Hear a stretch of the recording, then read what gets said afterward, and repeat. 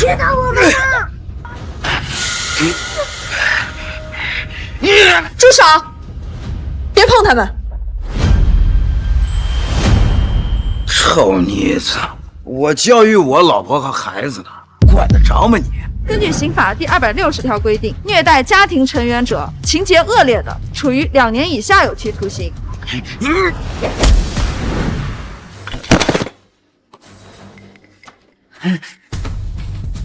你给我等着啊！小朋友，长大之后要做个男子汉哦，记得惩恶扬善。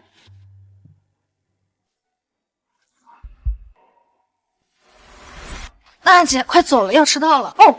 原来她叫娜娜姐。等我长大了，我一定要找到你，报答你，保护你。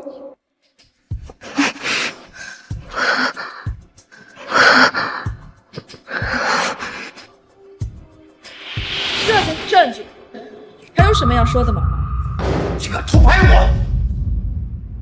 你银行可是有大量的流水啊，我的当事人可是一概不知啊。每周都会有不同的女性进入你的房间。我这里还有一张你和姓高的女士在新西兰的结婚证。周先生，你身体吃得香吗？外面的野花是香，但是在婚内闻野花，那也算是重婚罪。审判长，这些证据均可以证明周先生在婚内隐瞒财产，涉嫌重婚罪。辩方对此还有什么话要说？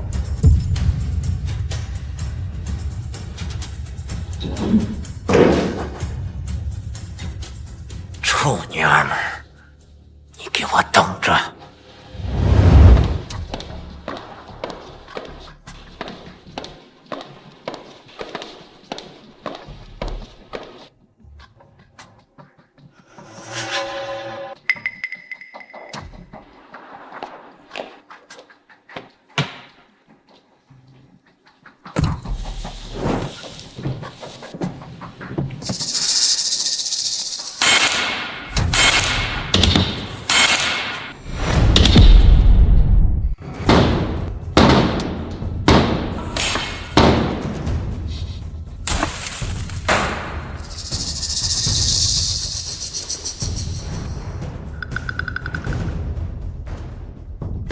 下车！妈的，让你下车！你们几个是周氏派来的吧？周氏集团贪污受贿、偷税漏税，你们几个损坏我的私人财产，威胁我的人身安全，你们就不怕吃牢饭吗？虽然你们把监控遮挡了，但你们砸车的视频我可是拍下来了。我现在马上发给我同事，到时候我随时可以追究你们的刑事责任。你他妈吓唬谁呢？上！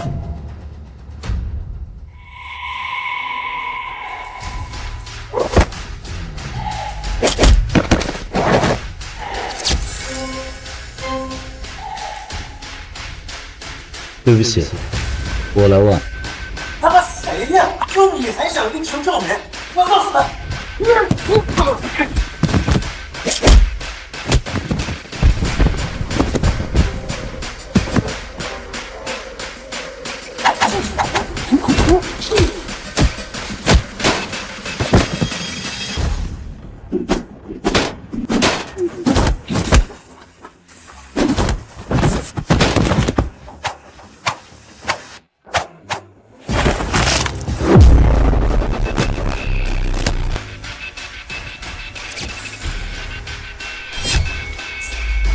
他妈给我绑着！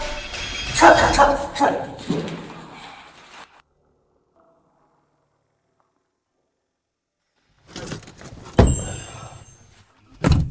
这手套都磨破了，你得赔我一个。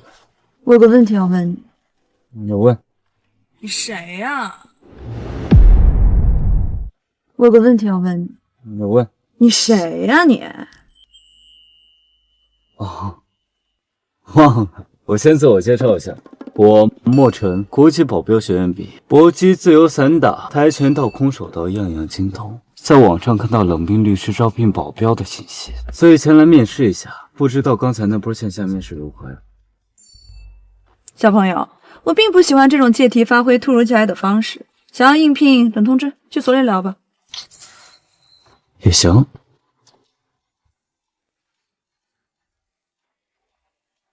看什么呢？下车吧。不下了，直接带我去你公司面试吧。你这小子脸皮倒够厚的。我是为了你着想，好不好？我来之前调查过你，你在网上为那些女人分财产、讨正义，他们的前夫恨不得将你生吃了。你在外面得罪了那么多仇家，随时会有危险的。这不用你管，下车吧，小朋友，姐姐还一堆事儿呢。姐姐，你这车窗开出去也看不清路啊，不如坐我新买的摩托车吧。敢坐吗？哼！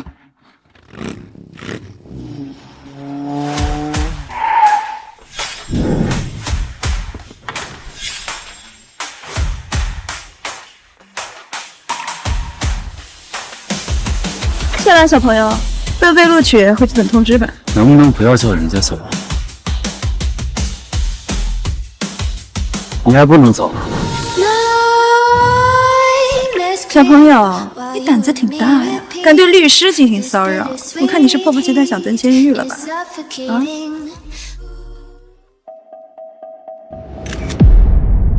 小朋友，你胆子挺大呀，敢对律师进行骚扰，我看你是迫不及待想去蹲监狱了。头盔还没好。你这头盔挺好看的。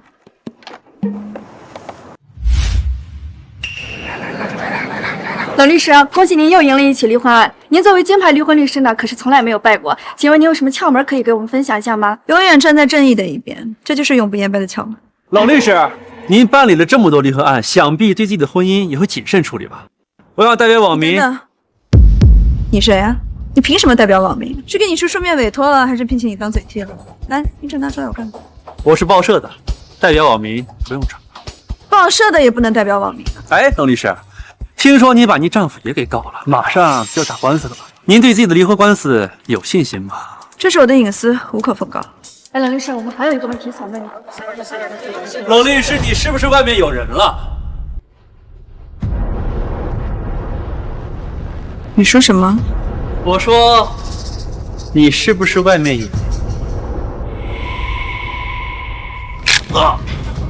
住手！小崽子，你谁呀？知不知道我哪个报社？一句话就能把我的报纸告死你！大家快看，冷律师的丈夫吴英峰先生过来了！大家快看，冷律师的丈夫吴英峰先生过来了！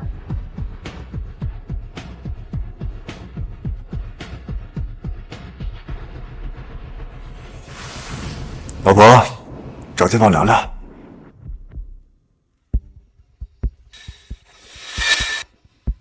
马上就要开庭了，吴先生。在开庭之前，我不想跟你有任何的交集。亲爱的，我错了，那天是我喝多了，是他故意勾引的我。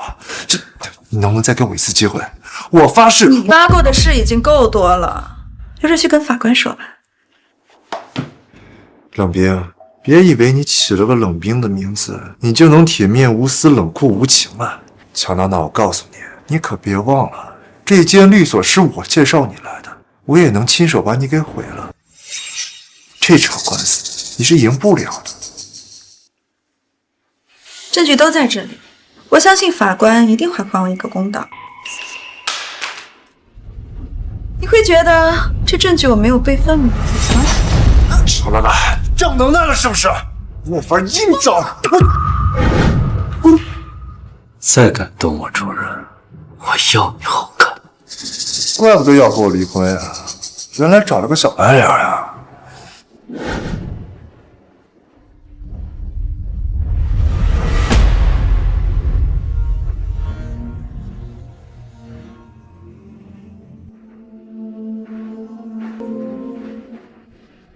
乔娜娜，这场离婚官司你输定了。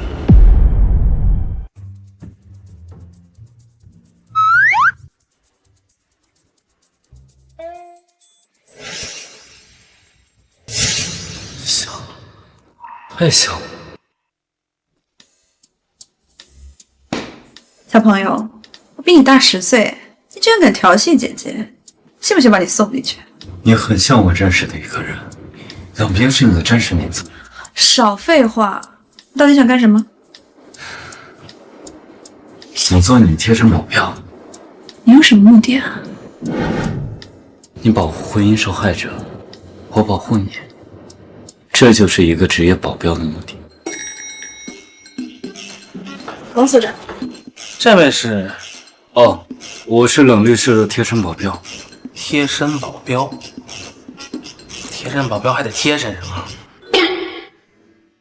吴总，这几张照片是不是就能证明您前妻出轨了？你觉得呢？我觉得还行吧，多少还差点意思。你觉得法官都跟你一样蠢是吗？再给我多派些人，离我俩开庭的日子可不远了。一定要给我找到冷冰有效的处罚。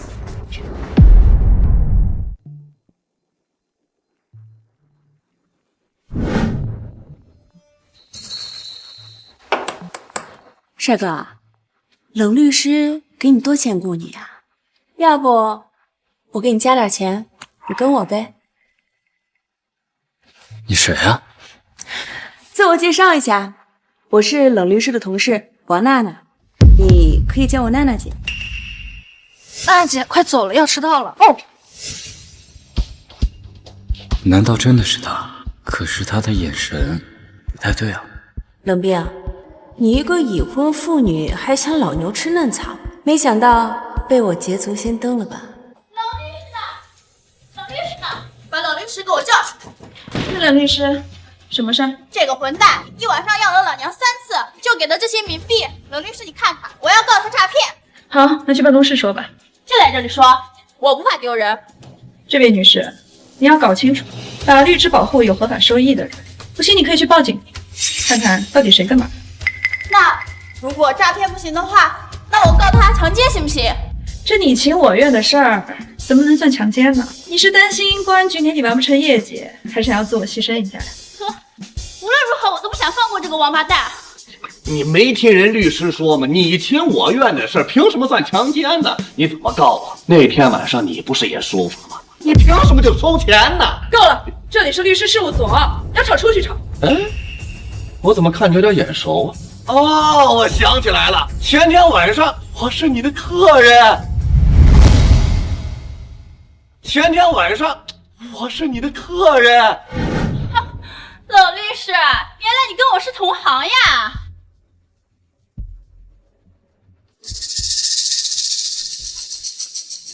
是谁派你来污蔑我？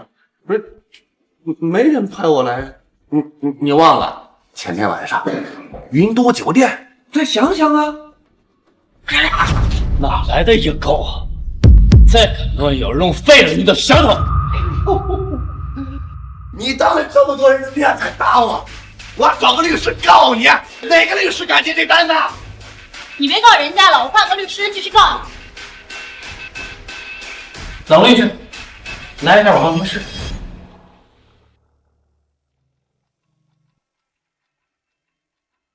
前天晚上我是你的客人，云多酒店，你再想想啊！大哥，这回可以了吧？能算是嫂子的出轨证据了吧？算个屁！没有当晚冷冰在床上的照片和录音，这些都不算证据。主要是他新招了一个小保镖，那小屁孩出手确实挺狠的，要不是他，我早拿到有效证据了。你说咱要不要找个高手把他除掉？这样我再去啊，就好办了。没事儿，我已经找到能对付他的人了。谁？在哪儿呢？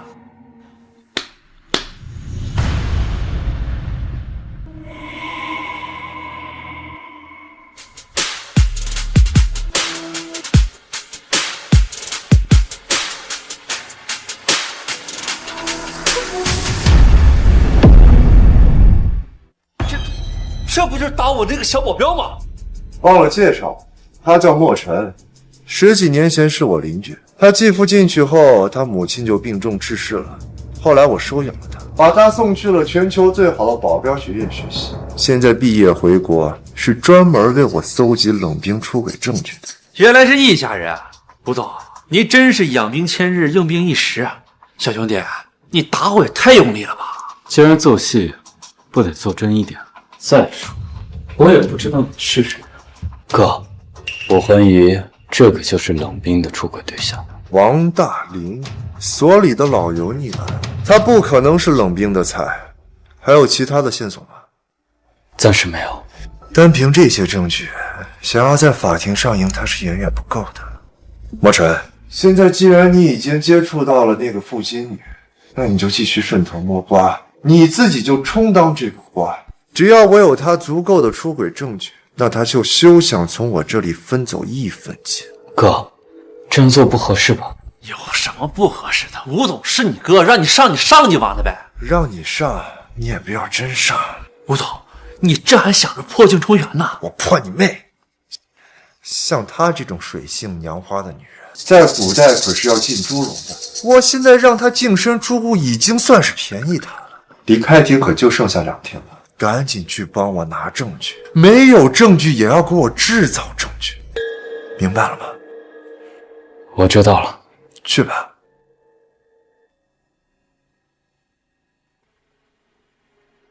给我派几个人盯紧他。吴总，你还怕他真上钱嫂子？我是担心他太嫩了，搞不定我。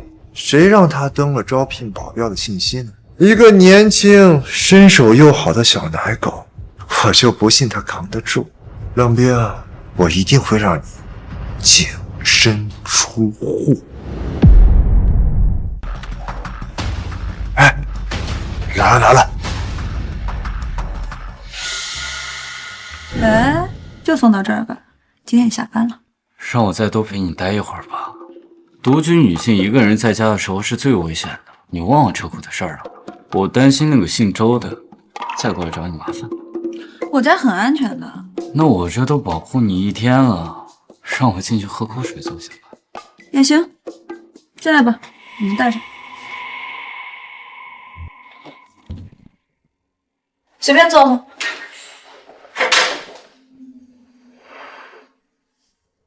莫尘，无人机已就位，现在可以找机会先下药了。能不能再等一下？我一定能够找到他出轨的证据。开庭的日期马上就要到了，没时间等了，直接下药。可是没什么可是的，就今晚下药。别忘了，是我雇你上的保镖学院。你不是还想给你妈换好墓地吗？事成之后，我给你50万。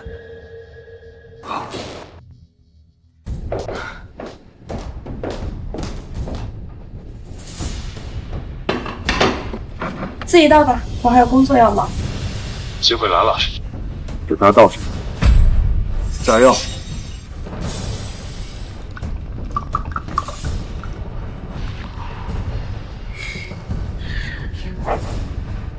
主任，你也累了1天了，喝口水吧。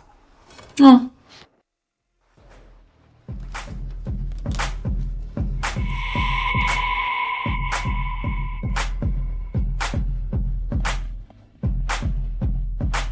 莫尘，这水杯里面是什么？莫尘，这水杯里面是什么？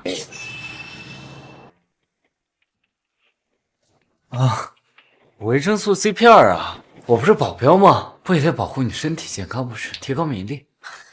我不需要这些。你刚才不是说你累了吗？你补吧。土货，又没化开你就给他了。实施第2套方案，让我先拍点有效证据。无人机起飞了，把窗帘想办法给我拉开。哎，什么味儿啊？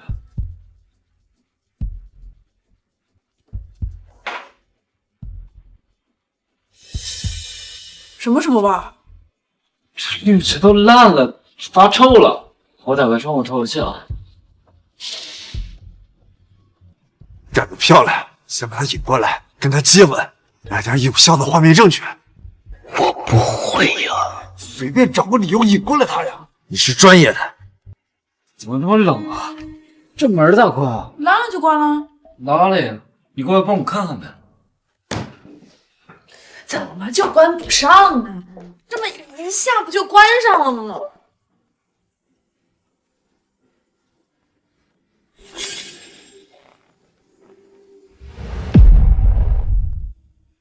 你这个位置不错，门给挡住了，换个姿势。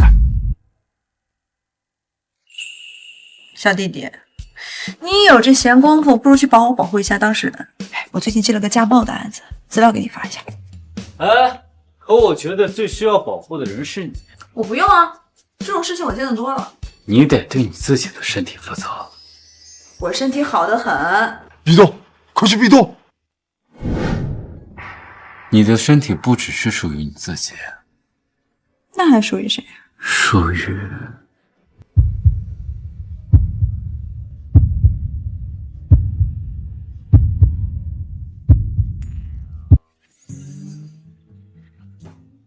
属于谁？属于广大需要维权的当事人。你对我还是有一点了解的。我对你的了解可不只是一点，是很多。那你说说我生日是什么时候1993年7月1日，巨蟹座。1993年7月1号，巨蟹座。你不会是偷看我身份证了吧？那我的爱好呢？爱好跳舞、唱歌，还有打抱不平。爱好跳舞、唱歌，还有打抱不平。那我爱吃什么？你爱吃的是8分熟的澳洲牛排。爱吃8分熟的澳洲牛排。有机会我带你去西利亚桑格洛佩奇的西餐厅去吃。有机会我带你去西桑拿去。西利亚桑格洛佩奇。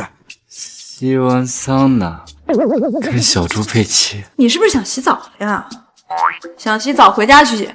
你就说我够不够了解你吧。你还知道什么呀？算了，别磨叽了。我数3个数，你直接站起来，霸王硬上弓，往他身上扑。3、2、1，起！你要干什么？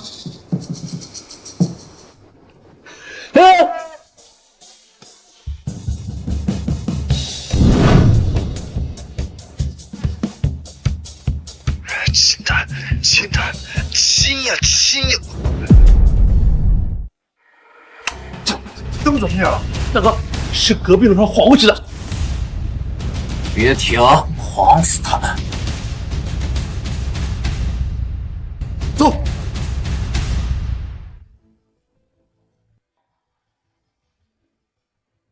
这什么情况？一定是姓周的那个人干的。我去处理一下吧。哎，不用，只要我不理，他们就无计可施。这种事情我见得多了，比这恶心的我都见过。这个只算是小儿科。不过你说你要贴身保护我，你在我身边，我确实感觉踏实些。你有没有觉得这样看还挺浪漫的？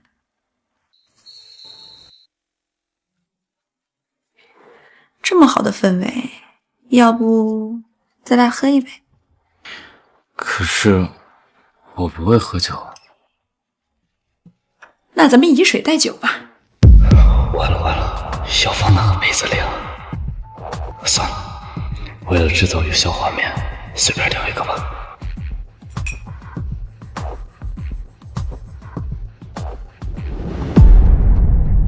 别停，我晃到他们害怕。周哥，那娘们好像一点也不会害怕，还喝上了。什么？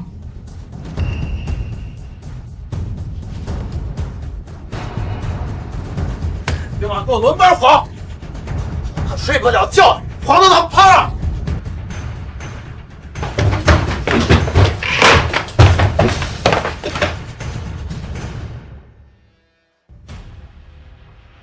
哥几个差不多行了，别耽误我好事儿。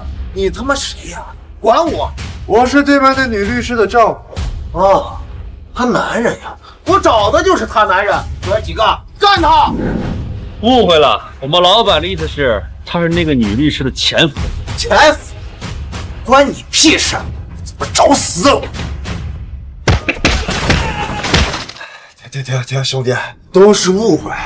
这样，我给你一笔钱，咱们和平解决。你别打扰我取证，行不行？行啊，看你也不容易，咱们啊各拍各的。快看，这两个人亲嘴了！快，赶紧拍，都给我拍下来！快，赶紧拍，都给我拍下来！快！哎，不是我说，哥们儿，这真的是你媳妇儿吗？废话，只要不是我媳妇儿，我能这么高兴吗？哥们儿，看来你比我还苦呀。冷冰，你的苦日子要来了，咱们法庭上见。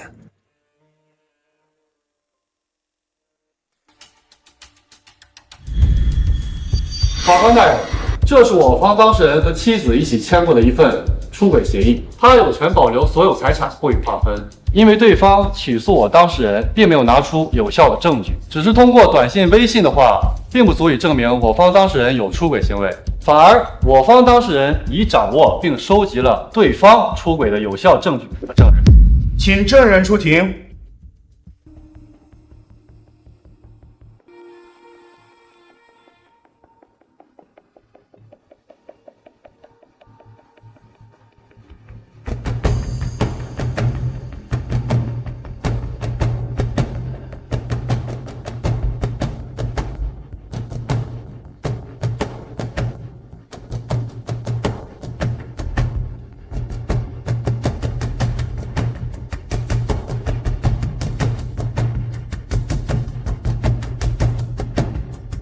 尊敬的审判长，我是证人莫尘，我要证明冷律师，我要证明冷律师，她的丈夫吴佑波先生婚内出轨。你疯了！审判长，你别信他，他就胡说八道的。恭喜！尊敬的审判长，我这里有吴佑波出轨的证据。宝贝儿，我想死你了！哎呀，别闹，车库不行吗？有什么不行啊？这车库又没人，我就喜欢你纯情的样子。你到底什么时候离婚呀？我等不起你了。快啊！等那个二傻子拿到冷冰出轨的证据，不就稳赢了？不是，那个傻子他靠谱吗？当然靠谱了，他可是我花了大价才培养。一条狗嘛，给他一根骨头，他就会对你感恩戴德。可真坏。男人不坏，女人不爱嘛。有人！找什么人？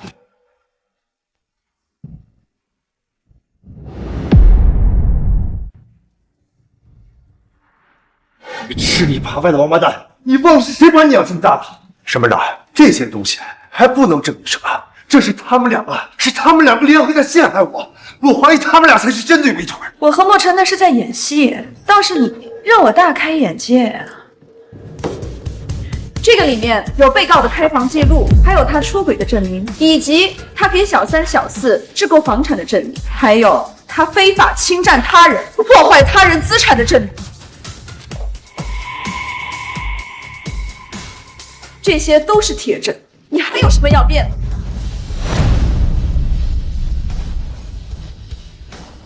证据链清晰完整，本庭判决吴佑波因婚内出轨、伤人及转移资产等不良行为，情节恶劣，属于婚内过错方，只能分到婚前购置的小房子。你俩这对狗男女，给我等着！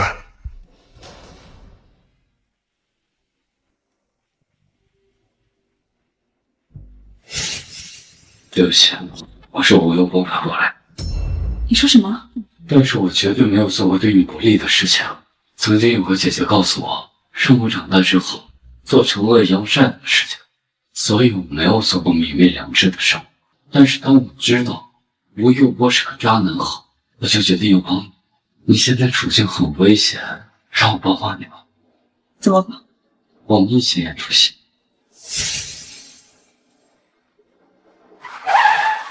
下车。不是，还在生气啊？你觉得我会放一个骗过我的人在身边吗？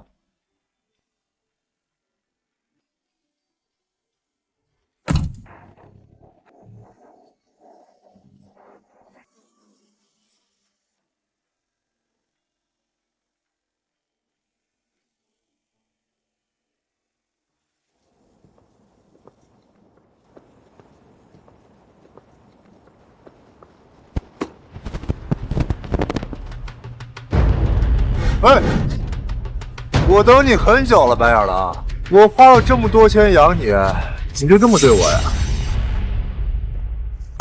你给狗一块骨头，狗会对你感恩戴德，但是我是人，我分得清楚对与错。你都说你是个人了，可你今天干的不是人事儿啊！你知道你欠我多少吗？你所有的一切都是我给你的。你放心，我欠你的早晚会还给你。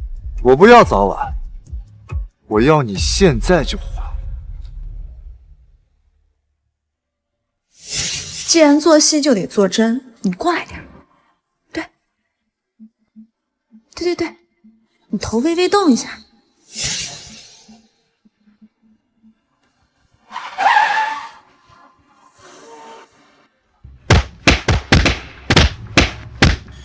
你不是国戏保镖学院毕业的吗？你不是很能打吗？怎么不还手呀？啊！我这次欠你的，应该还清了吧？我告诉你，你欠我，你这辈子都还不完。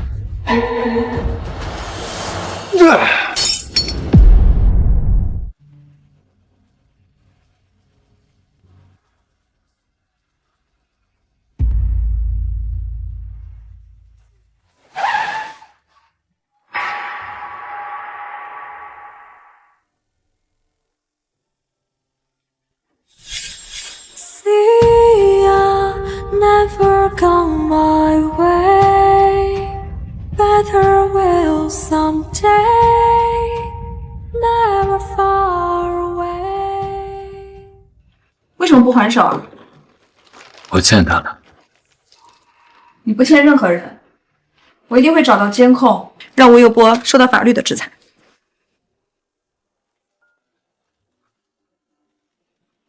证人不就在这儿？但是，我做你的律师。也行，你当我的律师，我做你的保镖，这样，咱俩谁也不用给谁开工资。你还真的有够贫嘴。这保镖也怕疼啊？保镖也是人呢。什么人？证人。那作为你的律师，我有权利保护证人。那个小房间就给你睡吧。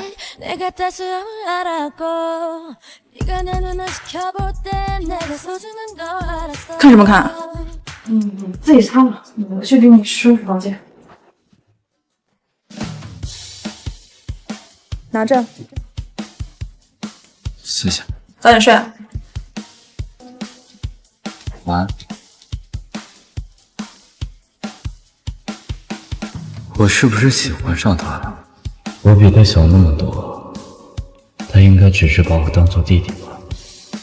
是我想多了。我是不是对这小子有点心动了？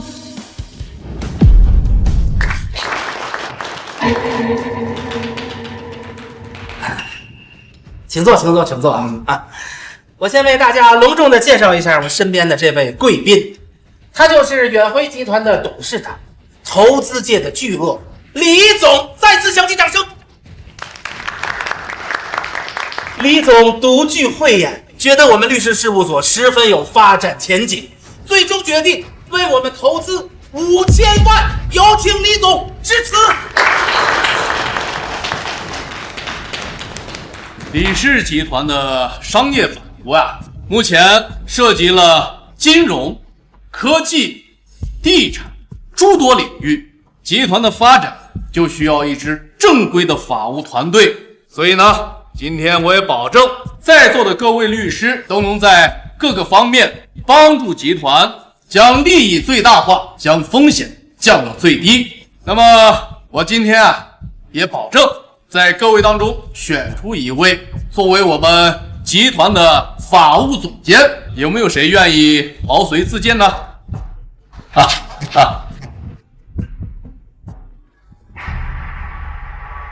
这位律师貌似对法务总监这个职位不太感兴趣。李总，我确实是对这个职位不感兴趣。李总，我确实是对这个职位不感兴趣。别误会，因为我是专打离婚官司的。这，开玩笑，开玩笑啊！离什么婚呢？大好的日子，这个李总为了今天这个庆祝今天喜庆的日子，就那个租了一个特别大的宴会厅，一会儿大伙儿吃好喝好，好不好？感谢李总。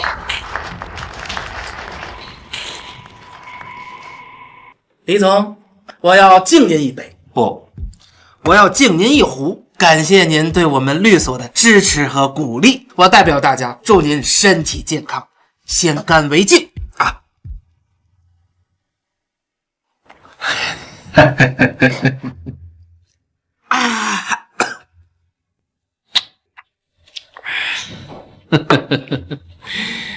王所，哎，好酒量啊！哎，不行不行，喝多了我也吐啊！有个电话，不好意思啊，我去接个电话。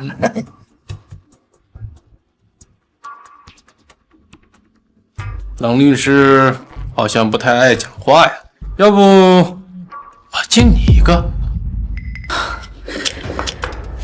李总，这边应该我敬您，谢谢你投资我们律所。慢着，这么大的喜事儿，你拿饮料糊弄我们，可能不太合适吧？李总，我不会喝酒。冷律师这点面子都不给吗？我是真的不能喝，李总，我就以饮料代酒可以吗？这代表了我的诚意。行了，我来替他喝。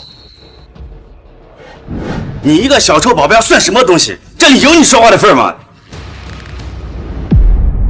你催什么催？你等我把冷冰追到手，他能分到手的几千万不都是我的？到时候我肯定还给你们，不就是欠你们几千万吗？别打电话。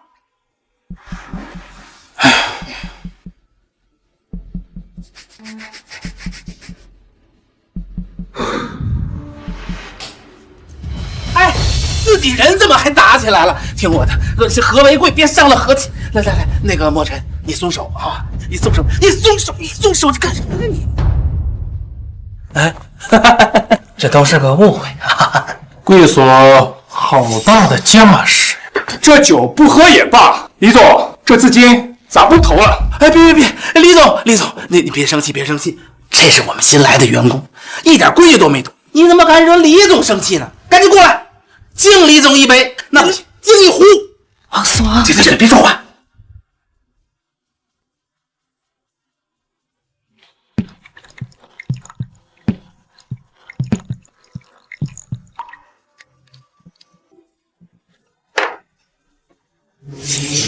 李总，李总，王总，我刚才说我不会喝酒啊，那是开玩笑的，我怕我的酒量啊吓到你们。今天我就陪你俩喝尽兴，这一杯我干了。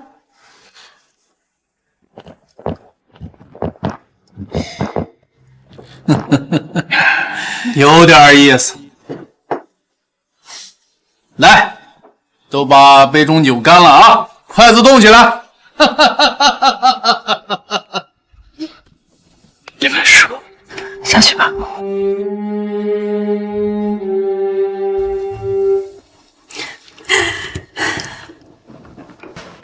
李总，这杯我可是必须得敬你啊！我又来敬你酒了。来，这杯我干了啊！祝咱们利益最大化，狗血最小化。这词儿我喜欢。干杯！干！哎，好，你别吐这儿，你别吐这儿啊！有谁要是再敢让你喝那么多酒，我就告他。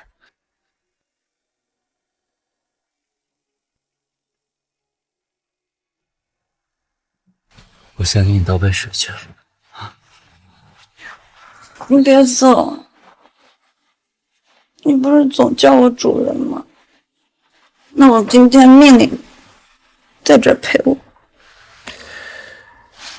行，但是我在门口守着。不要，我这，你是不是喜欢我？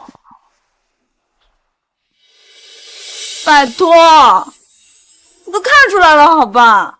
那大老爷们有什么不敢承认的呀？我要是不喜欢，你不说，我就亲你。我喜欢。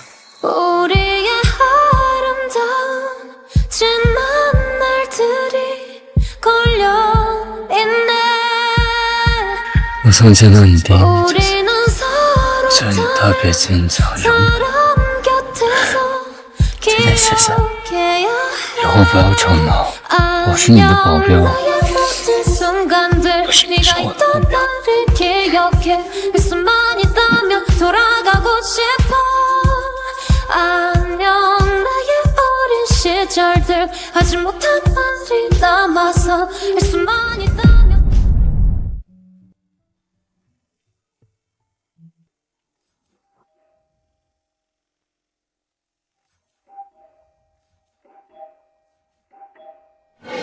我去看一下。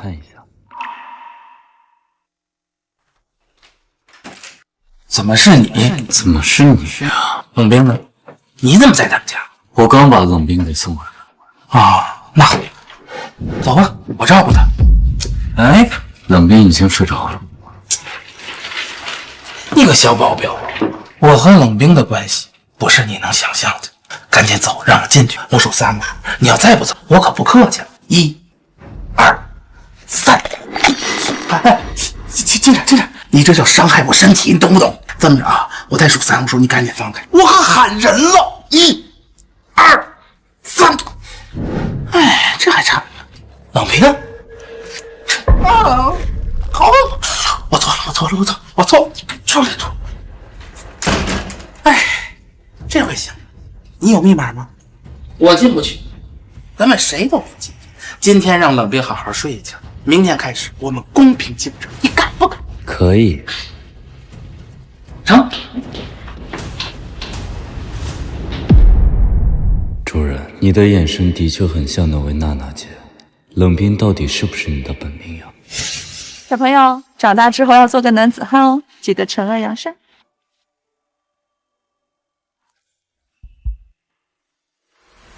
娜娜姐，快走了，要迟到了哦。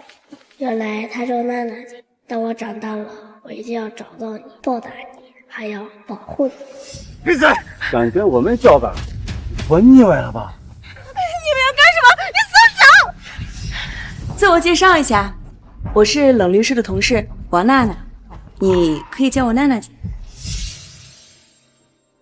哥儿几个，不如给他拍点视频呢。我告诉你们，你们这是犯罪！我是律师，我让你们把牢底坐穿！他嘴硬，别松手，别让他跑了！住手！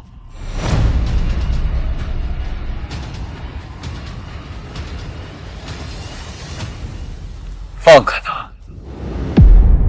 住手！我劝你不要多管闲事，赶紧给我滚！巧了，我还就喜欢多管闲事。哪来的怂蛋？知道马王爷长几只眼吗？就学人家英雄救美。上！小心！准备好了吗？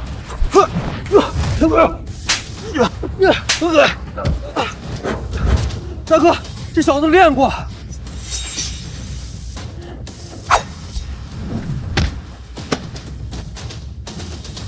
大哥，什么策略？给我等着，别再撤！等着！走。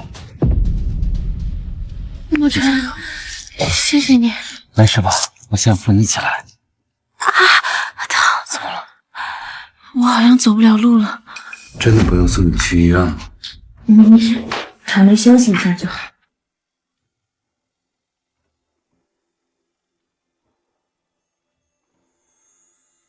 那我先走了。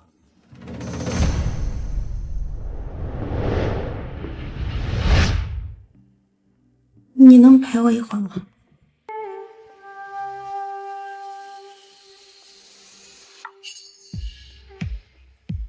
娜娜姐，你高中的时候有没有救过一对被欺负的母子？那小男孩有个家暴的爸爸，最后你还鼓励了他。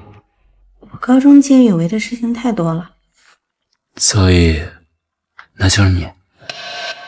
他这么紧张这件事，看来这件事一定对他很重要。娜娜姐，我先走了，明天公司见。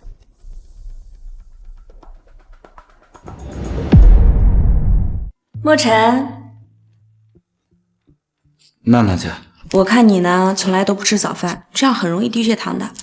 这些巧克力啊，你就放在口袋里，什么时候不舒服了，吃一颗就好了。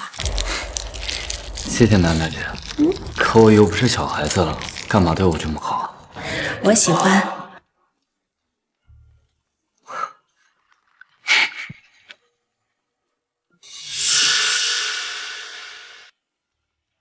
好吃吗？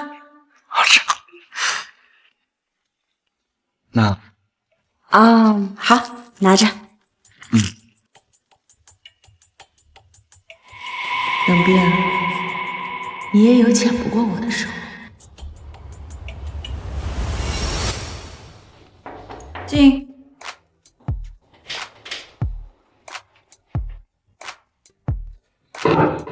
主任，我决定以后每天晚上都要送你回家。昨天晚上我送你回家，从你家出来之后，我在路上碰到娜娜姐，被3、4个壮汉围在小巷子里面。如果不是我及时出现的话，不知道她会遇到什么样的危险。主任，你怎么不讲话？是不是昨天晚上喝多了很难受啊？正好我给你带了西葫芦馅的饺子，这饺子可好吃，你尝尝。我不喜欢吃西葫芦馅的。那你喜欢吃什么馅的呀？我去给你买。巧克力馅的。巧克力馅的好像没有吧？不过我这有巧克力，你吃不吃？滚！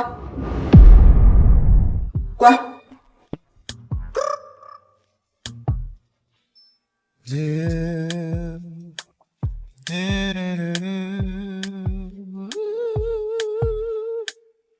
干什么？你不是别浪费了。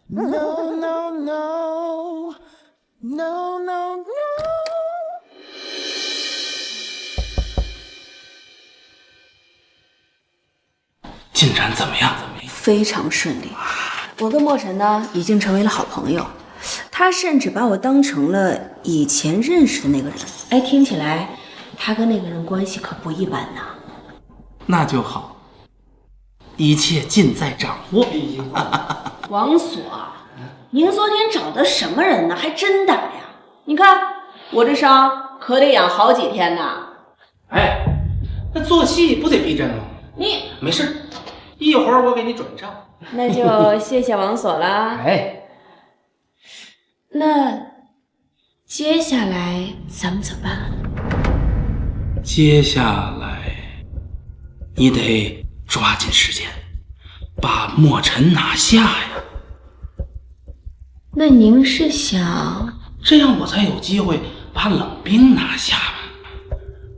冷大律师可不是那么好对付的，这可要不得他。看见了吗？这种药能把他贞洁烈女也变成小绵羊。这么厉害呀？那当然。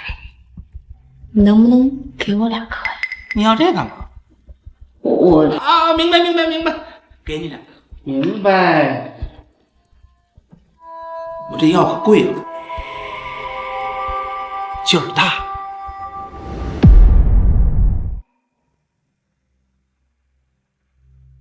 莫尘，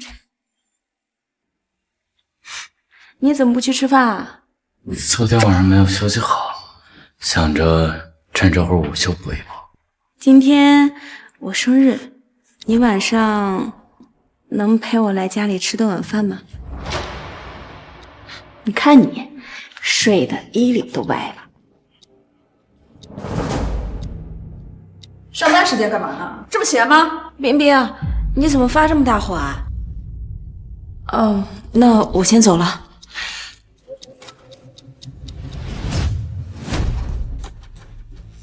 有什么火，冲着我来。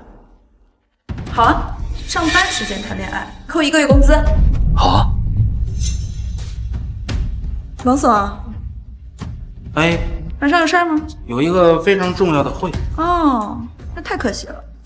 我还说晚上请你吃饭呢。我说的就是咱们俩的约会。那晚上见。晚上见。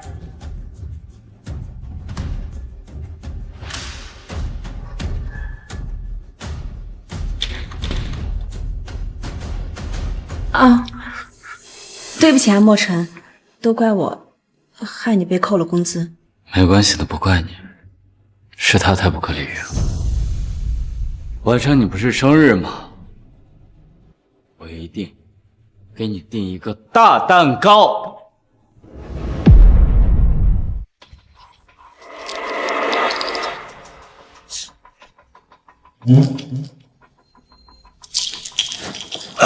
祝你身体健康，也没过生日，越长越漂亮，够漂亮。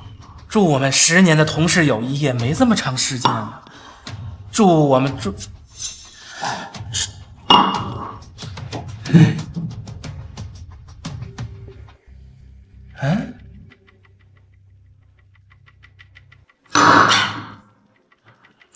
啊哦，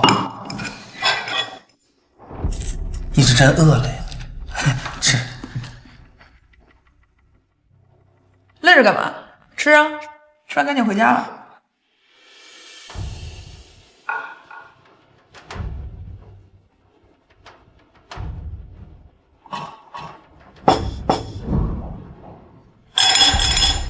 王大林，我知道你对我的心意。虽然咱俩现在已经各自离婚了，但是我还是非常认真的想跟你说，咱俩不可能。但是呢，我心里还是很感谢你的。这样，以后呢，咱俩就做单纯的好同事，好不好？好。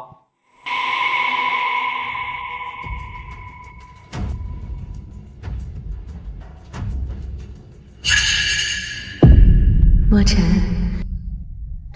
今晚我一定要把你拿下。也不知道冰姐现在在干嘛呢？她不会真的看上那个老男人了吧？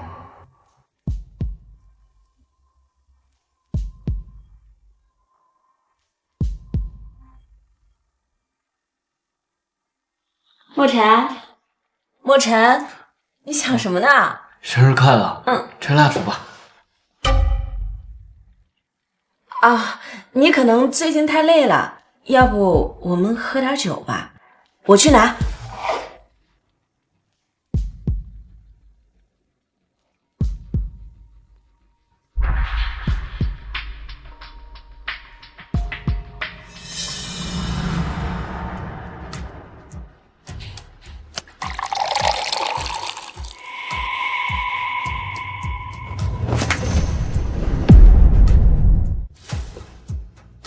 你刚才在里边做了什么？我什么都没放。那你把它喝了。莫尘，我只是放了助情的东西，但我不是真的要害你。娜娜姐，你太让我失望了。莫尘，我是真的喜欢你，我刚才真的只是一时糊涂，你别生气。或许你能陪我过完生日再走，好吗？为什么你和我印象中的娜娜姐不太一样啊？你能试着接受我吗？就算是为了还当年的恩情，你可以试着喜欢我。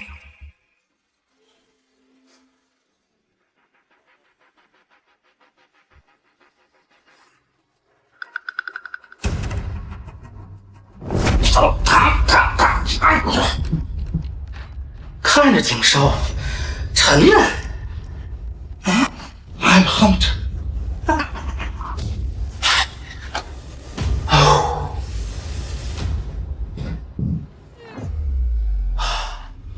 等了好久，终于等到今天，梦了好久，终于把梦实现。干嘛打电话呢？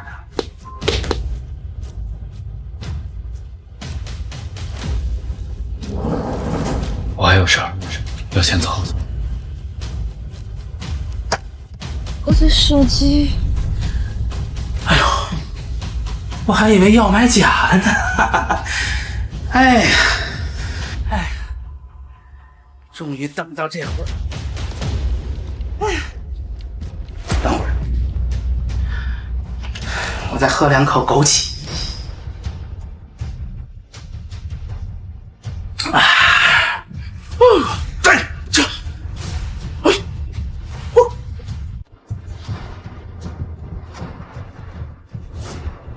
为了表示对你的尊重，我先去洗个澡。真漂亮，太漂亮！哎，你说平时我也没机会离着这么近看你是吧？越看越漂亮。哎，你不挺能说的吗？说话呀！你说你也不说话，你也不拒绝，也不反抗，整的我还挺没意思的。不过漂亮还是真漂亮，你看这脸，这皮肤，这身材，不说话也没关系，我能让你说话。亲一口。对，我在你手机里面装了 SOS 功能，只要它收到锁，就会自动怎么睁眼？闭上。大力，你想干什么？你说我想干什么？哎，别走，别走！哎呀，救命啊！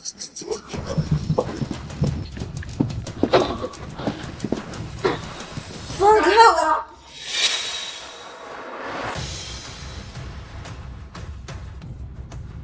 小点声，放开！这是合法的，都离婚了哈！哎，救命啊！别喊，别喊！哎，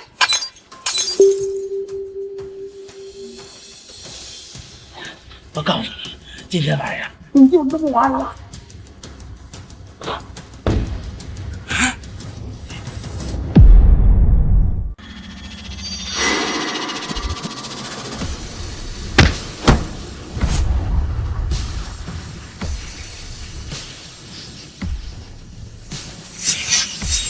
我还什么都没干呢，咱们俩得公平点。滚！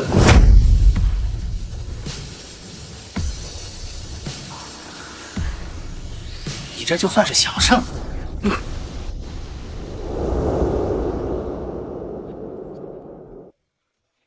你现在感觉怎么样？好热呀，摸着。好热。现在已经安全了，我是墨尘。好热啊，墨尘。走。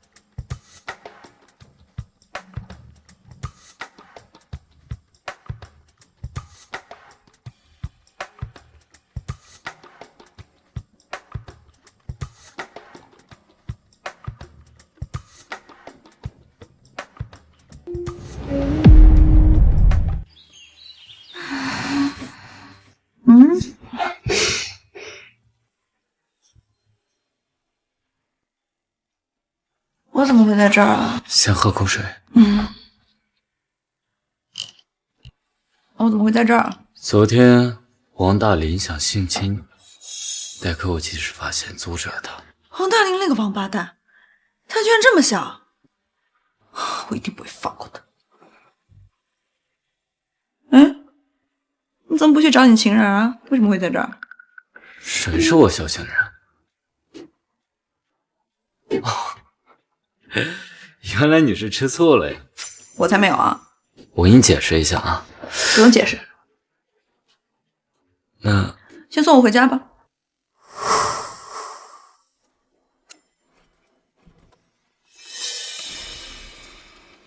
救救我！我是高嫁到李家的，我婆婆本来就很不喜欢我，羞辱我更是常态。我老公在我之前已经结了好几次婚，那些女人都因为生不出孩子被扫地出门，而我现在又得了肾炎。我婆婆和我老公都很生气，他们不想要一个可能生病的孩子，更不想要他们的长孙是由我这个病体生出来的。这对他们来说是一种侮辱，污染了他们高贵的血脉。可是这个孩子已经有了心跳，我不舍得，我想保护他，可是他们一直在逼我打掉。我真的快承受不住了，我可以不要车子、房子、公司，我什么都可以不要，我只是想保护好我的孩子，你可以帮我吗？真是一群畜生！你放心，冷律师既然接了这个案子，就一定能够保护住你的孩子，而且一定会尽全力。可是我怕他们……怕什么？这不有我了吗？还有我呢。对，还有他呢，我的小狼狗保镖，他命中带肾，专整狗。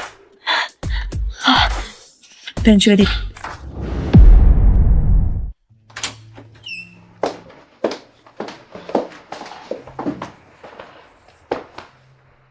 这是我以前住的地方，虽然简陋一些，但生活设施啊还算齐全。你先在这儿暂住几天。谢谢你，这里真的很好。没事，我去给你取证件。冷律师，我都不知道该怎么感谢你，你真的是一个好人。别怕，我们还有一场硬仗要打，你在家里等我们。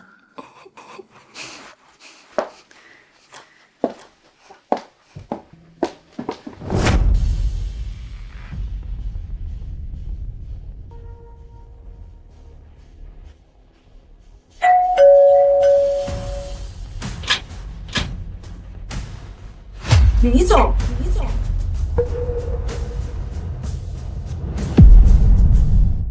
冷律师还真是消息灵通呀！啊，什么消息啊？就是升职的事儿啊。本来是想明天到律所再通知你，嘿，没想到他今天就来了。升职？这个是李总提携你啊，还不赶紧谢谢李总？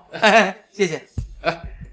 不用，还是冷律师能力强啊！啊，我要是再升职的话，我不就当所长了吗？怎么，王所长，您这是要退休啊？我现在才多大就退休，我还要继续在这个岗位上发光发热。你升职啊，是要去海事分部当所长，在海事发展，前途无量啊！海事可是我国最南边的城市，距离咱这边1000多公里。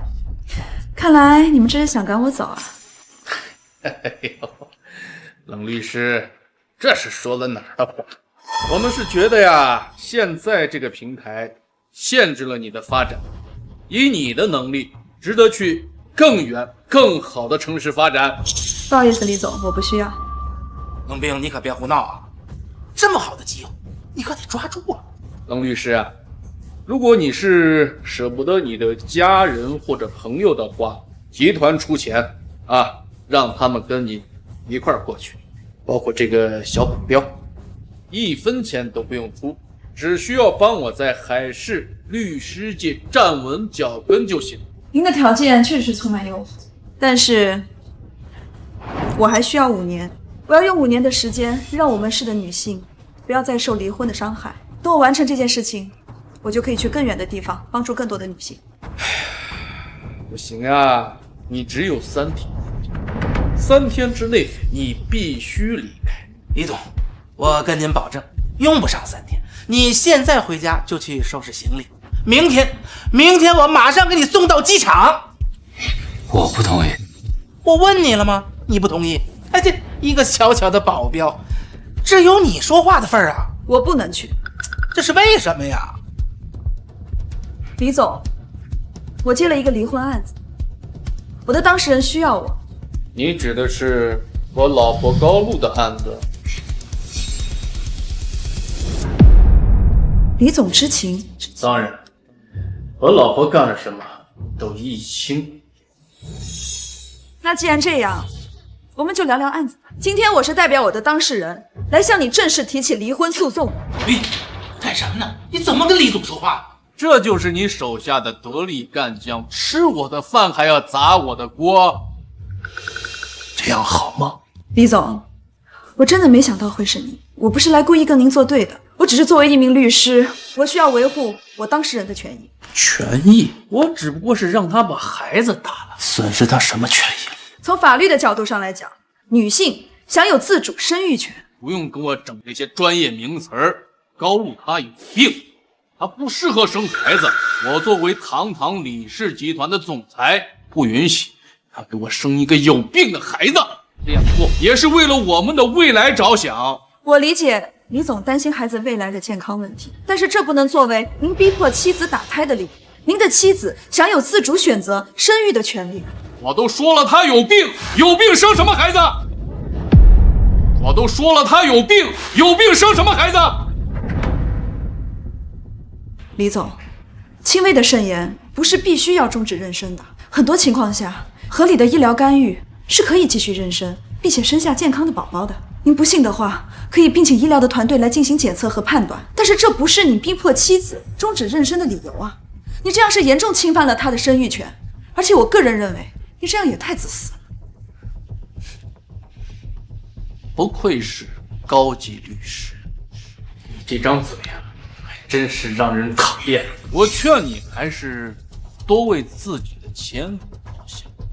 如果你执意要接高露的案件，那我就只能对你们律所撤资了。李总，您别生气，大人不计小人过，他还是他什么都不。那个冷冰，你怎么回事？这可是咱们的投资人呢，你注意。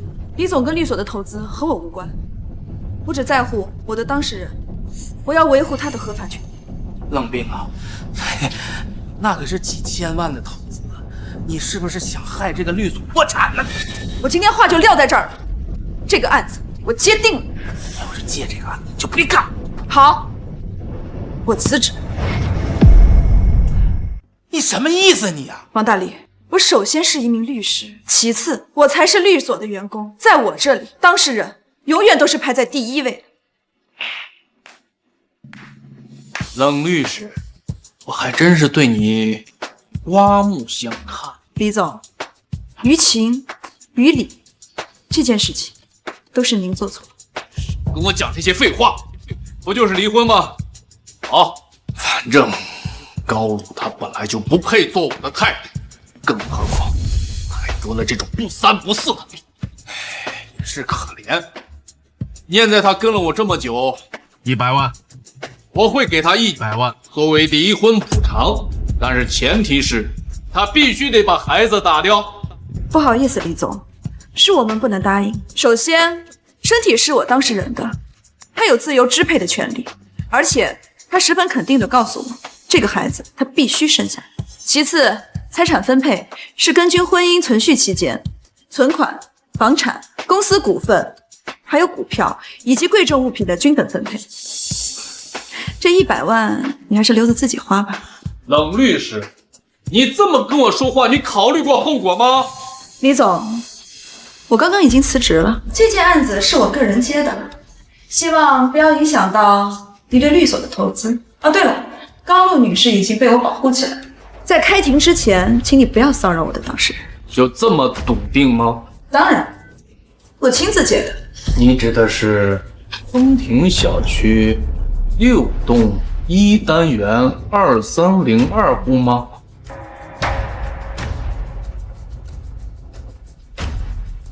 你怎么知道？算一算时间啊，我妈应该已经把她接回来。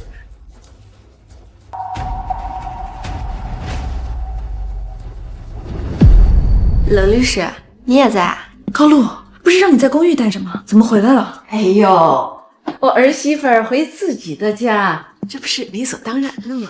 冷律师，对不起啊。不用给我道歉，只要你安全就好。既然当事人都回来了，不如听听他怎么说吧。露露，说说吧。我高露，没事，你说，我和莫尘会保护你。别害怕啊，想到什么就说什么。儿媳妇，说。冷律师，不告了，我不离婚了。我想明白了，我要回来好好过日子。冷律师都听清楚了。高冷，你怎么了？你早上不是这样说的呀？冷律师啊，你也是女人，相信你能够理解我的老婆。她现在正在孕期，情绪不是很稳定，而且还略微有一点点的抑郁，经常会胡说八道。你千万不要放在心上。但是你放心啊，你的咨询费我会1分不少的按时结给你的，不会影响你挣钱的啊。李总，这不是钱的事儿。你真的想清楚了吗？高露，我是律师，我不会害你的。你要相信我，有什么话都可以跟我说的，不要违背自己的本心。小丫头，你这话说的，人常说明拆一景庙，不毁一桩亲。你这不是逼我儿媳妇儿离婚呢吗？是吧？我不是这个意思，高露，我是在帮你。冷律师，不理了。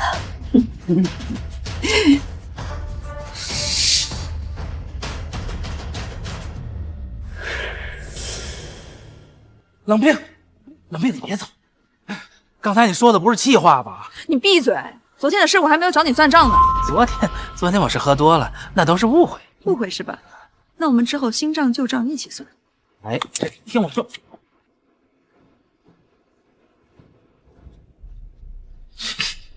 哎，这女人实在太过分了，耍我们玩呢。你不觉得这件事情有什么不对劲吗？没觉得有什么不对劲的。那个高露实在是太让人生气了。这李总是表面上坏，这高露呢是背地里装可怜，还不是为了钱啊？高露不是这样，她怎么不是了？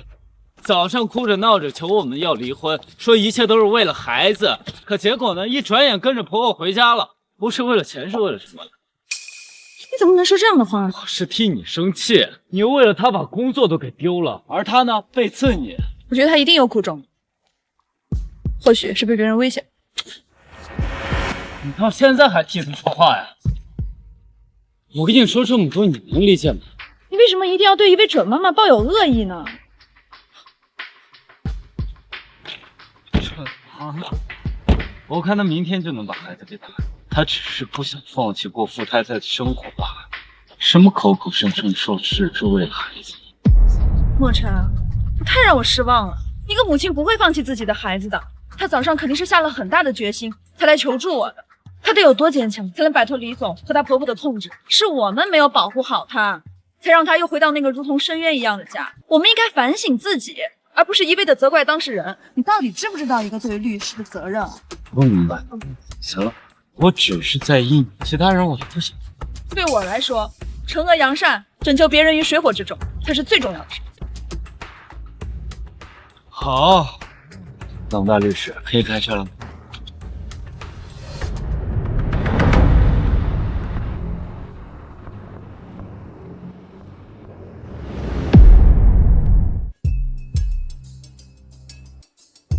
冷律师，这是今早的新案子，王所让把资料交给你。这也需要您签个字。我已经离职了，这些工作交给同事做。哦，对了，还有一些资料我已经存云盘里了。离职？什么情况？您干得好好的。冰冰不用走，你俩走。哎呀，冰冰，李总都已经说了，只要你不管人家的家里事儿，他可以当做所有的事情都没发生过，你也不用离职。如果我说这件事另有隐情呢？如果我非要调查清楚，你是不是很担心你的投资啊？担心，特别担心。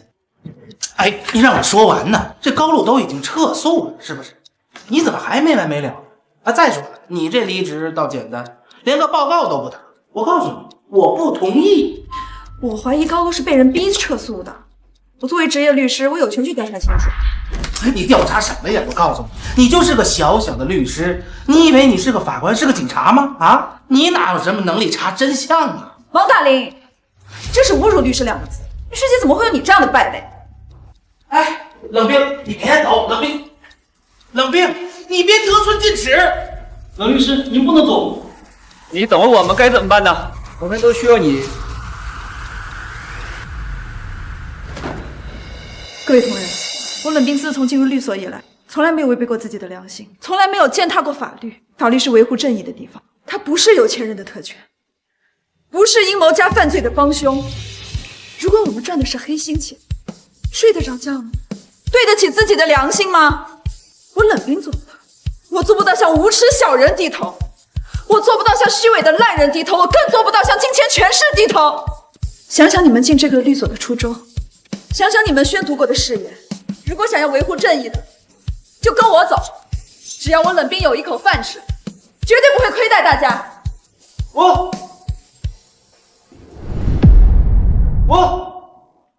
我想去趟厕所，不好意思。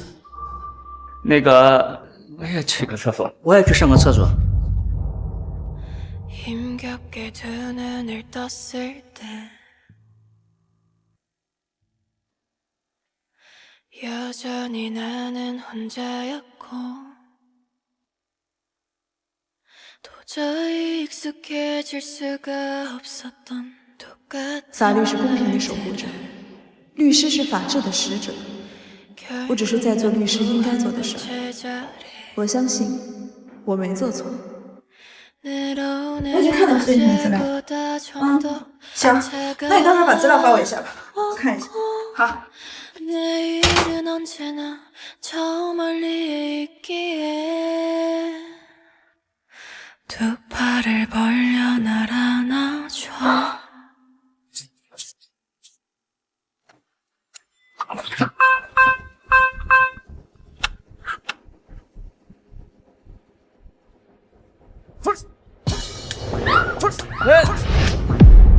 你这个叫私闯民宅，你知道吗？ 密码是你告诉我的，谁让你没开？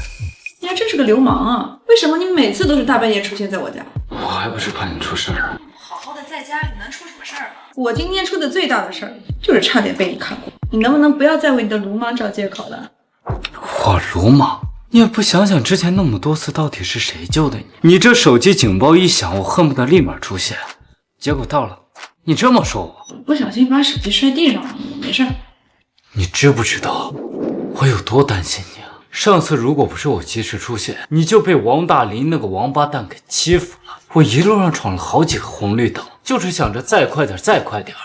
以前的事就别再提了，行吗？反正我现在是不喜欢你的保护。好，好，好，我是你招之即来，挥之即去的工具人呗。等等，闯红灯是违法行为。 记得去交罚款啊！你既然不需要我的保护了，那就把你手机上的报警软件给我卸了，省得我再白跑一趟。哎，我自己会卸。救命！他们要害我！梁律师，请原谅我不能亲口说出这些话。他们抢走了我的手机，将我关在家里。 那天离开公寓是我做过最错的选择。婆婆说只要我回家就可以留下孩子，没想到是哄骗我的借口。对不起，我不该轻信别人。蓝律师，如果还有一丝丝希望，恳请你救救我的孩子。这是在病人衣服里发现的一封信，上面有您电话，所以我打电话叫您过来了。护士，现在情况怎么样了？ 病人服用了大量的打胎药，子宫大出血造成了失血性休克，还引发了一些电解质紊乱、肾肝功能损坏，多处器官都在衰竭中，随时有可能死亡。你们要做好心理准备。那他还能醒吗？情况好的话，过几个小时或者几天就醒了。如果3天内都醒不过来的话，可能会导致严重的脑缺氧、脑损伤等情况，到时候可能真的就无法苏醒了。谢谢护士。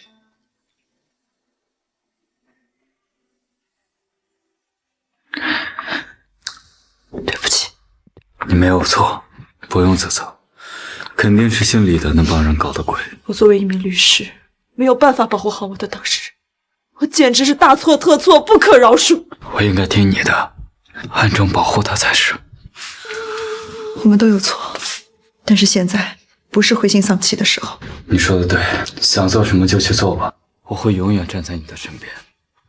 3天，我们只有3天的时间，这一次必须赢。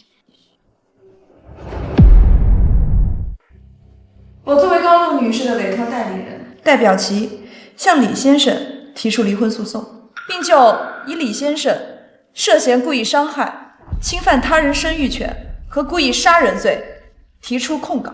请允许我先询问一下，为何今天原告不在场？我国民事诉讼奉行不告不理原则，作为民事诉讼程序的启动主体，原告无正当理由未到庭参加民事诉讼的行为，视为对自身诉讼权利的放弃。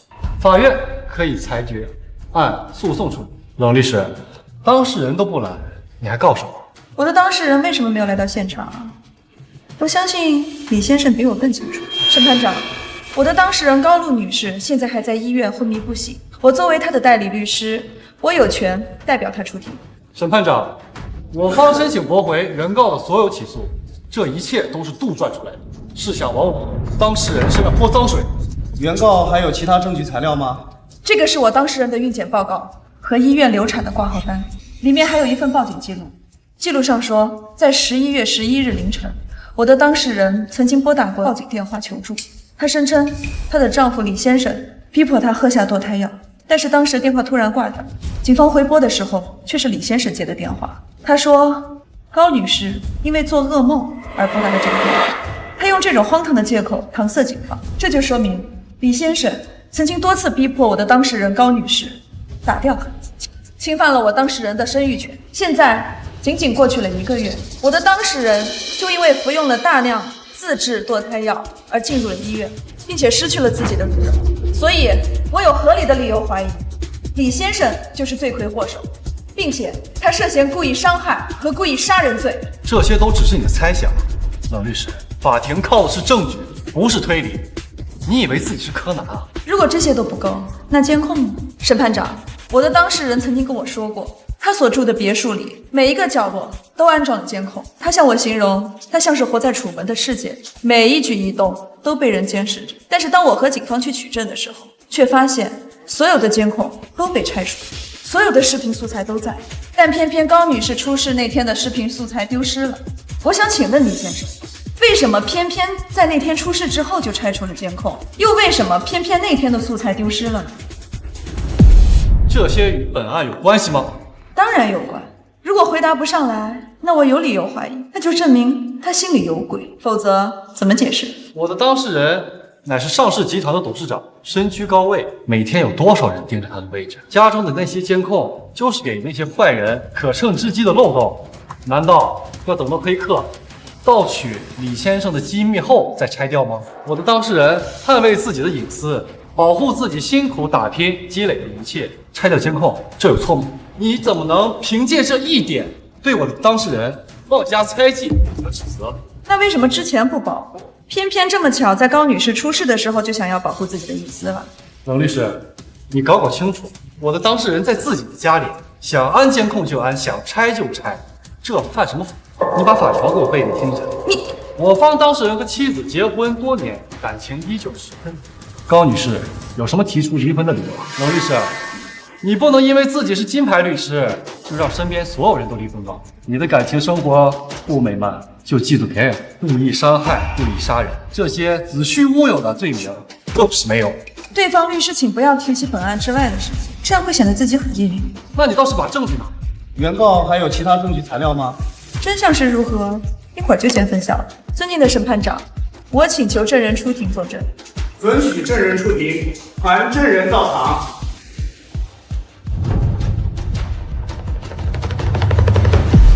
同意证人到庭，传证人到场。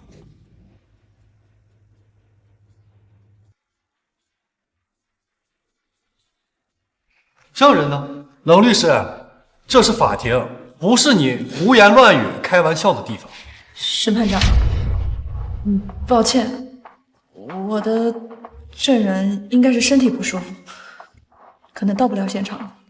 若原告没有证据，那就暂时休庭。哎，等等，审判长，这是医院的病理报告，上面显示，在我的当事人服用了大量自制堕胎药之后，大出血乃至中毒，至今在医院昏迷不醒。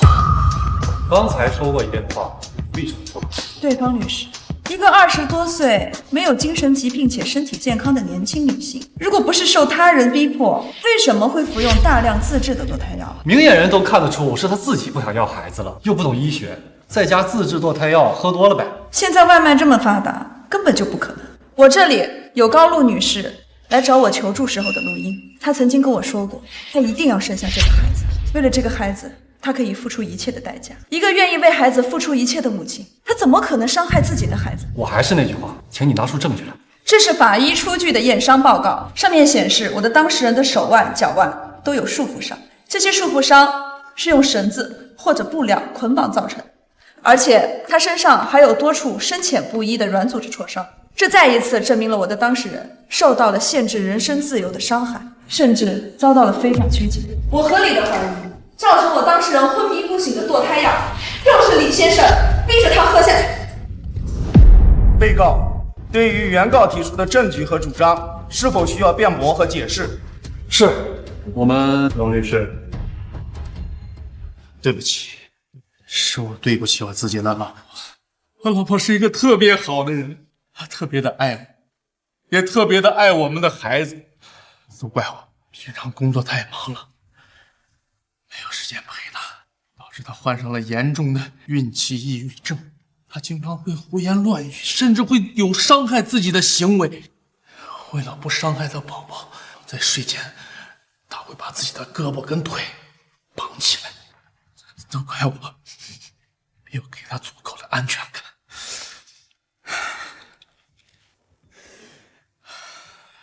龙律师，你不能因为需要拖延时间就质疑我和我夫人的感情。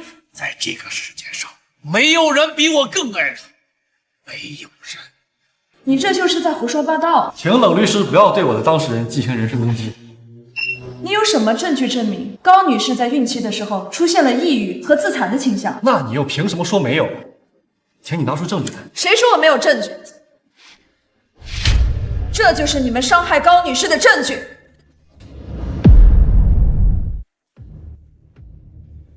哎呀，我以为是什么证据，那只不过是我们在玩游戏而已。什么游戏会说出要害人这种话？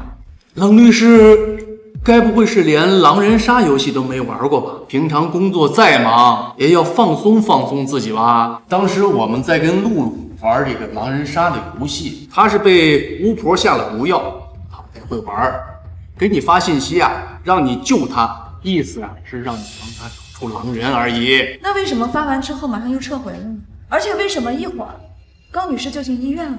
冷律师，你日理万机，我们怎么好意思打扰你呢？至于露露进医院的细节，我也不太清楚。当时有一个紧急会议，回公司了啊。不信的话，你可以问我们公司的员工，或者是调取我们公司的监控录像都行。10点，我确确实实是在医院。你怎么记得是晚上10点？冷律师，你该不会真的自己以为自己是福尔摩斯吧？能够通过放大别人的1、2句话就能找到线索？拜托，我们这是日常生活，不是在演电影。是我妈打电话送露露去的医院，我当然知道是几点了。你有证据证明你刚才所说的一切都是真的吗？冷律师，同样的话我也想问你，说了这么多，你有没有一项证据能够明确的指认是我害我老婆大出血？推理和猜想，你知不知道这一会儿的时间耽误挣多少钱吗？如果没有证据，你就回家自己去玩你的推理游戏吧，没有时间陪你这么玩，好不好？尊敬的审判长大人，由于原告律师无法提供证明他假想的任何证据和证据，我恳请终止审理。同意。因原告方证据不足，起诉被驳回。退庭。退庭。等一下。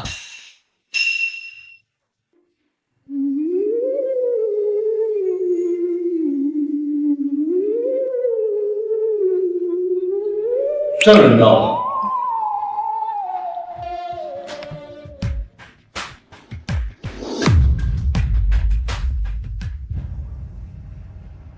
请证人明确你的姓名、职业等身份信息。我叫刘青，是李先生跟高小姐家的保姆。胡说！我根本就不认识你！什么呢？她不是我们家保姆，我不认识她。安静！证人，请如实陈述你所知道的情况，不得隐瞒或歪曲事实。若证词前后矛盾，你将承担相应的法律后果。是，我肯定不会骗人的。今天再说。被告，请注意你的言行，这里是法庭。我真的是李先生家的保姆，我在李先生家10几年了。高小姐是我见过最好的太太。高小姐是我见过最好的太太，在家总是跟我抢着活干。他经常送我一些名贵的东西。我对不起太太。前几天，先生给了我一笔钱，让我给太太买一些藏红花、当归还有螃蟹的东西。说是太太最近心情不好，气血结瘀，让我给她调理调理。然后我就变着法儿的给太太做吃的。前几天先生跟太太吵架，我才知道太太怀孕了，都怪我，都是我不好。我还给太太做了那么多脱血化瘀止寒的东西，是我害了太太。太太现在身体一定很虚弱。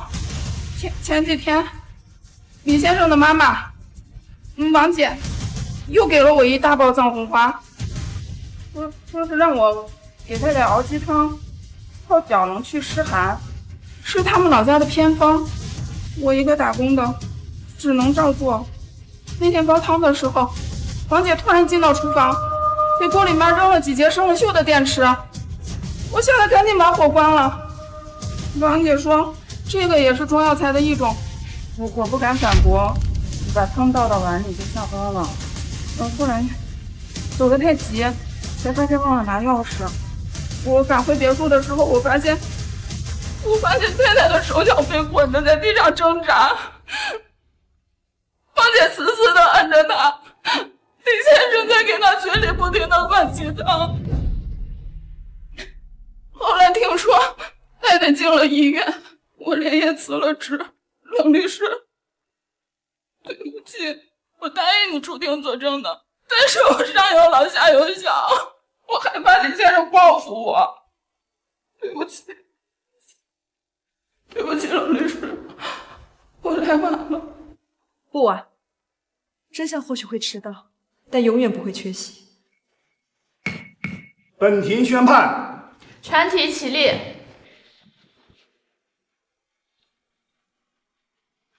李安故意伤害妻子高露的身体，导致其流产并大出血，现依旧昏迷不醒，构成故意伤害罪。根据刑法第234条规定，故意伤害他人身体致人重伤的，处3年以上10年以下有期徒刑。王淑芳出手加害，也按故意伤害罪进行量刑，庭后立即执行。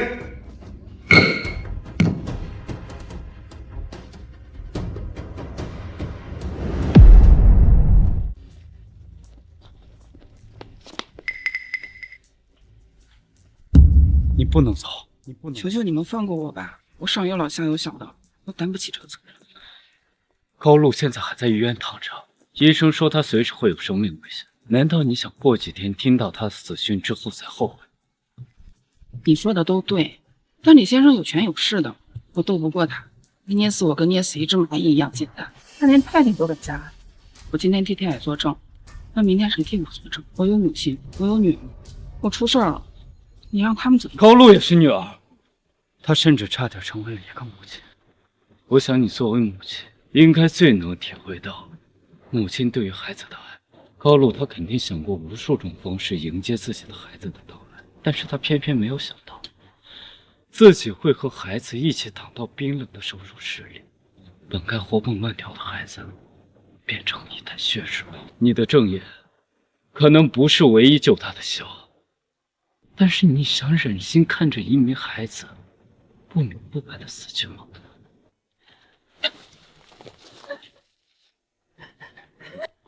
你的勇敢，不仅仅是为了高露，更是为了成千上万个母亲和那无法开口为自己伸冤的新生命。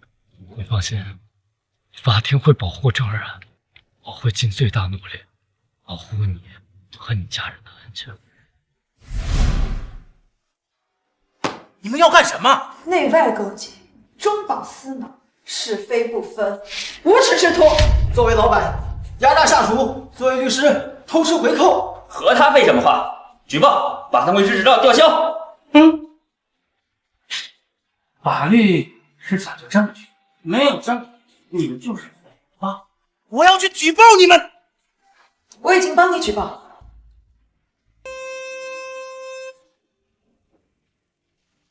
王律师，关于举报你的相关材料，我们已经收到了，跟我们走一趟吧。高露，我们赢了，那帮人终于受到应有的惩罚了。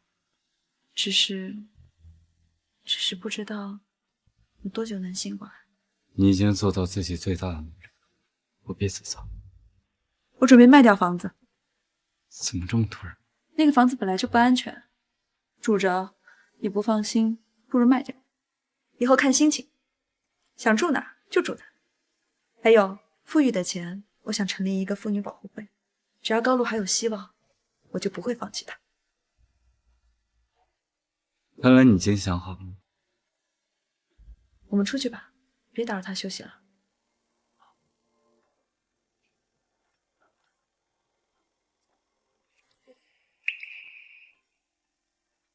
女士，这是高露女士的住院清单，麻烦您看一下。没问题的话，麻烦在这边签个字。